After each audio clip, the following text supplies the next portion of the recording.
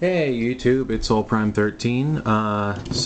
I did a recent video on the Megatron movie figures, sort of a then versus now kind of thing. And it seems to have gotten some positive reception, so I wanted to continue with these videos. Stand up here. Jeez, come on, man. So I wanted to do Starscream this time. I definitely plan on doing Optimus sometime in the future. I'll probably wait until that Amazon jet-powered Prime pack comes out, because I don't actually own a movie studio series Optimus at the moment. I did not realize that. But yeah, I definitely want to start with some of the major characters. I might do Bumblebee next if this video does well too. But yeah, on to our subject of discussion. I wanted to talk today about Starscream, the deceitful Dorito, as he were. So first, I do not have the original '07 movie toy anymore. I had him a while back. I think it broke. But I do have the Revenge of the Fallen one, so I'm going to be looking at him instead. As you can see, he is very much an older figure. All of his details have been worn off from, years of play. His legs are a little on the loose side, but he does still stand. I'm sure I have his missiles tucked away. I usually just threw all my missiles in a bag because I didn't really care for them. But I didn't want to get rid of them either, so I do have them somewhere, TM. But one thing I do remember about this guy is that he has some little moving gears in here. I'm trying to remember how I think it was, you twist his head and he's got some moving parts in there, which is neat. They all had those gimmicks, and I think this one, I can't remember what the Revenge of the Fallen one was. I know, like, the first movie was, like, Auto Transform or something along those lines. Automorph, I think. But yeah, so that was his gimmick. Yeah, that was partially my fault. I accidentally flicked him. Freaking chicken legs. But yeah, normally I just keep this guy on the shelf in jet mode because I prefer the way his jet looks. But taking a look at the studio series Starscream, obviously he doesn't have the tattoos because this is the first movie one. But they did get his actual missile launcher weapon in there. Since they're not doing firing missiles. I will say that I do think the back feels a little more, what's the word, kind of just slapped up there, but they're all designed differently. I do like the way his wings sort of fold up on his back here. I think that's neat. I definitely prefer what they did with the tail fins. These tail fins are folded up in the backpack, so they're not just kind of hanging out. These do pop off from time to time. I'm not a huge fan of this sort of slidey bit for how the arms and the wings fold in. I will say it's at least very secure, but sometimes it can be a little bit of a hassle. And I do feel like his crotch kind of sits out a little too far forward from the rest of his body, but that's kind of a nitpick. That's, he does have a very odd shape to him. They were definitely trying to make them feel more alien than, boxy, old school robot. And I mean, they certainly did that. How you feel about that may vary, but they definitely were more alien in appearance. And they are aliens. I do like that this guy's hands are on a ball joint, even though they're one solid piece. It would have been cool if he could have had at least a hinge at the fingers, but it's whatever. This guy, he has a hinge at the wrist, so he can sort of do a sort of zombie looking pose if you really want him to. But yeah, considering that obviously, by the age and the loose joints, I got this one that it was actually, from the movie. the Revenge of the Fallen movie. So he's held up fairly well, all things considered, and I think there's something to be said about that. You know, the toys overall cost less back then, but they also tended to be a bit more sturdy and have a lot more plastic to them.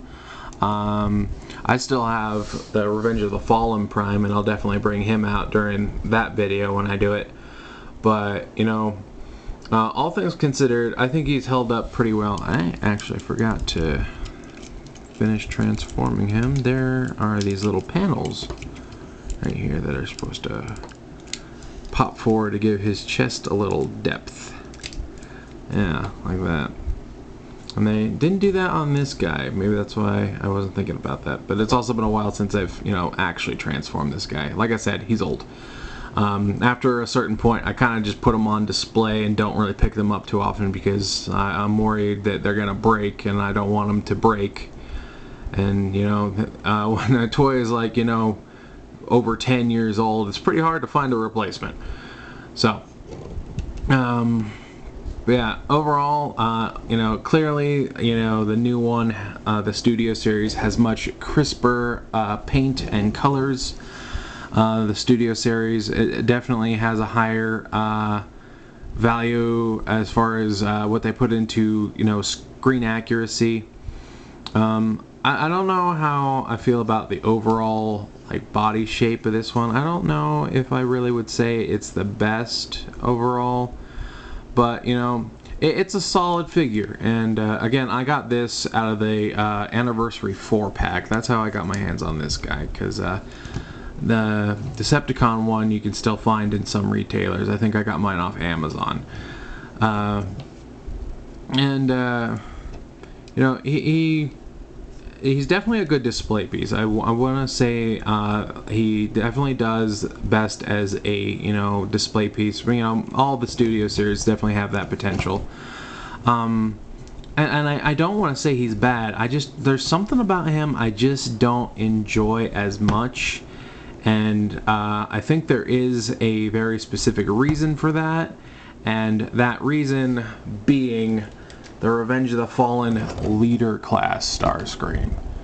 Because this guy, here, let me move the camera up a little bit.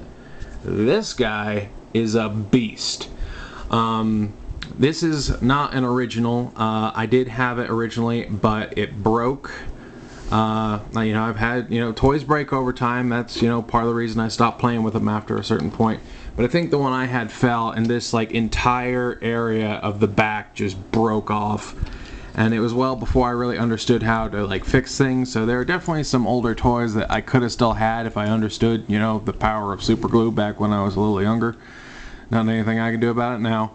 But this is a fourth party reproduction, and I think the only thing that's different is like these jet engines. I feel like I'm remembering this wrong, but I think I heard that they reused this mold for the movie Masterpiece. And again, I don't know. I don't feel like that's true, but I swear I heard it somewhere some time ago. But you know, I could understand. He's, you know, one of the best movie Starscreams we've ever gotten. And you know, as a former, you know, the previous style of leader class, he's big, he's bulky, he's got gimmicks. You know, he's got his, you know, missile thing here too, and it has the buzzsaw attached. He's got these little thruster bits for when he's in robot mode. I can't remember if these go on in jet mode because it's been a little while since I pulled this guy off the shelf. But, you know, he is imposing. He has a very strong presence on the shelf. And mine does still have working electronics. Because, you know, that was a thing back then.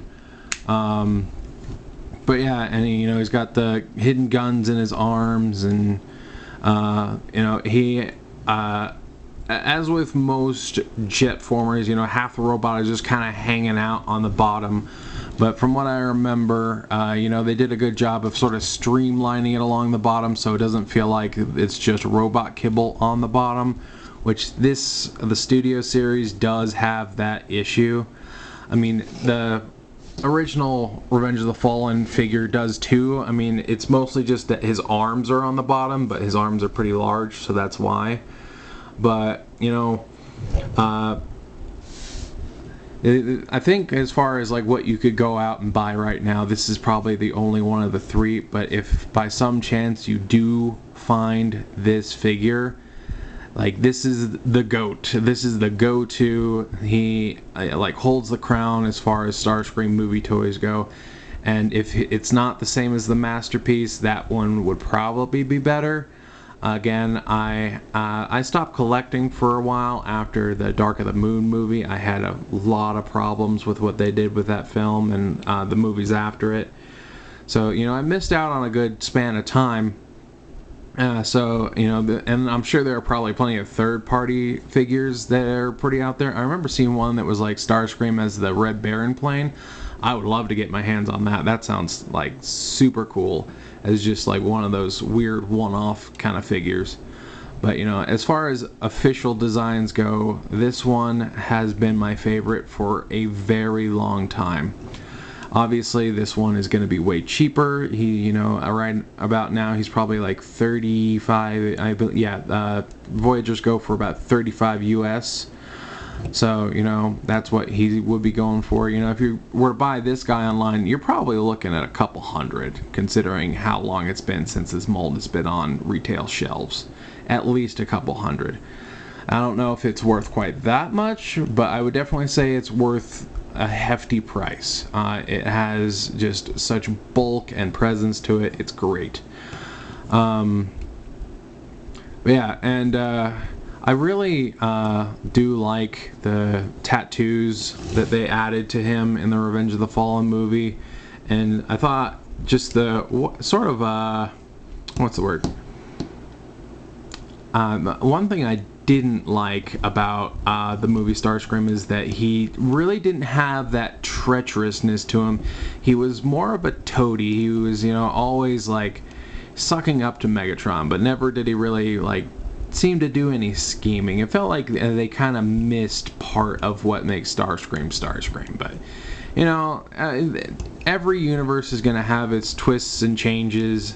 You know, there is such thing as creative liberty, and even such thing as, you know, needing it to be a little bit different just so, like, either it stands out, or I think there's even, like, something that, like, if you make it too similar, like, they can reject an idea. But I think that's more of, like, a copyright thing, and I don't think that would count between, you know, different continuities since it's, you know, owned by the same people. But, you know, I definitely feel like he was, as a character bearing the name Starscream, I feel he was lackluster.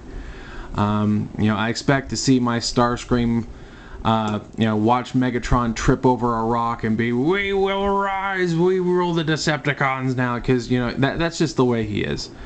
But as far as, you know, the figures, this one, I think, as far as our current, you know, options, he's great. You know, he's a solid, like, I'd say he's like a solid 7. This guy, I would probably get a 9.5. He's just that great. And, you know, this guy, you probably wouldn't even want to bother buying him at this point. But I'd say, you know, for what he was at the time, I'd say he's probably like a 6, maybe a 7. Probably a 6. But, you know, he's held up pretty well, all things considered. And, you know, he scales all right. I think he's a little bit more wider. He would probably stand a little taller if his legs weren't so loose. I kind of have to, you know, stack him a little funny just to get him to stand. But, you know, aside from the leaders, which especially during the Revenge of the Fallen movie, there were some really outstanding leader class figures at that time.